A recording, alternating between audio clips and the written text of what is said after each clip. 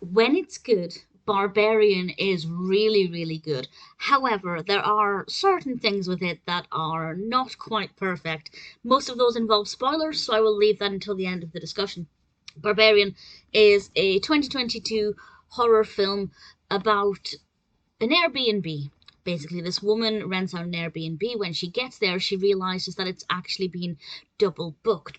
And I initially thought that the horror was surrounding the double booking, but actually, it's something much different and much more surprising. And I can't really go into too much detail without spoiling it, but long story short, there is a room in this house that is terrifying, and a certain person is terrifying, and this woman's safety is in severe jeopardy.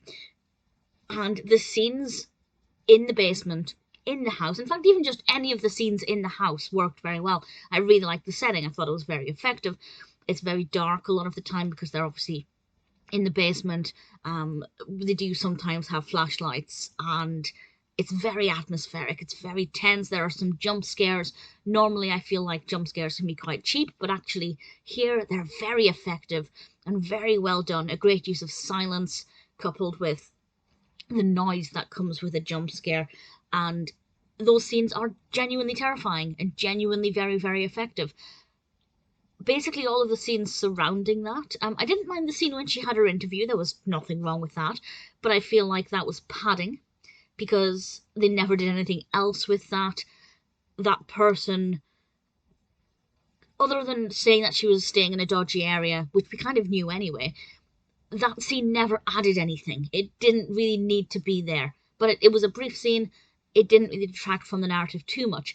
But the scenes that follow after the first scare, and you'll know exactly which one I mean, um, I found them to be quite dull, drawn out, and not that interesting. And pretty much every other scene away from the house or away from the street, I just found to be padding, and there would have been quicker ways of getting from A to B without needing all of those scenes. Yes, I can see the point of them. They were trying to carry the narrative across and introduce new characters, but there was too much unnecessary information, which meant that at certain points, basically the whole of the middle third of the film was quite dull. Maybe not as much as the middle third, but a large chunk of it was just not good at all.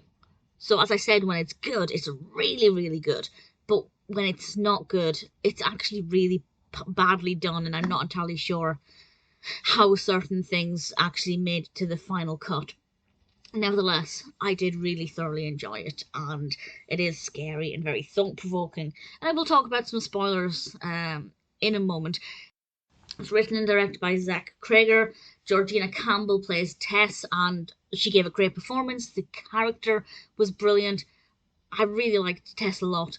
Bill Skarsgård as Keith and Justin Long as AJ, both really good characters as well, of course, very well acted. Matthew Patrick Davis played the mother, and I can't say anything else about that character. I don't want to spoil it, but that performance is astounding. Truly incredible performance. Very eerie, very wonderfully done. And it's the kind of performance that makes me think, even if you were on that set and you knew that there were cameras around and loads of people around you, it would still be terrifying.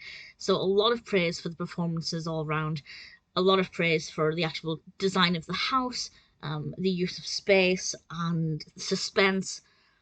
But there was a lot of filler, a lot of padding that didn't need to be there. So, a couple of spoilers from now. The spoilers are actually things that I thought were not accurate and things that took me out of the narrative because I felt like it was unbelievable. To start off with, when she couldn't get another hotel, I just thought, well, why didn't you just go onto like booking.com or something and have a look at the hotels rather than starting to phone around all the hotels? It's 2020, well, 2022 at the time. Nobody phones around hotels anymore, especially when you've got a smartphone in your hand. So I thought that was a little bit peculiar. Um, Something that really bugged me as well, and this is a big spoiler, is when the police said the only crime I've seen is you smashing that window. Even if he didn't care and think she was telling the truth, he would have noticed that that window had been smashed from the inside. not from the outside, because the glass was on the grass, and he didn't. So I thought that was an oversight. Even if he doesn't care about it, or even if he's prejudiced for whatever reason, I could still imagine he would be good at his job and at least being able to detect these things. So I thought that was slightly unbelievable. After she'd, again, another big spoiler, but after she'd been shot, and they kind of hung around for a bit, rather than going straight to a hospital. Not realistic. And the ultimate, she would not have survived. That fall, she wouldn't have survived. And I'm fairly confident of that. And I'm also not 100% sure of this, because it was a fleeting moment, but when he looks down and sees them, I'm sure the mother is underneath her. Which, again, wouldn't have been the thing. I don't know if they were trying to say the mother cushioned her fall, but in terms of how quickly she was falling, the mother, it wouldn't have happened. So there were things that completely pulled me out of the narrative because they were unrealistic, but so obviously unrealistic. Sometimes I can suspend disbelief with this kind of thing. Like, the whole thing is you have to suspend disbelief, because the entire concept for me is probably not realistic. But actual intricacies, I think they needed a little bit more of a wash done on that script to try and tighten up things that were blatantly not realistic. But as I said, ultimately I did enjoy it, and as long as I try to not nitpick it, which is hard to do because if it's so glaringly unrealistic, it's hard to not think of that. But ultimately I did enjoy it, and I have to say the final song at the end, great choice. And the transition was wonderful, and it worked so well. So I would recommend it. I did enjoy it. I probably wouldn't watch it again, at least not in a hurry, simply because I know what happens now, and there were things that irritated me. So it's not perfect, it's not the best film I've ever seen, but honestly, it was full of surprises, the atmosphere was great, it was definitely creepy and scary, and honestly, I really thoroughly enjoyed it.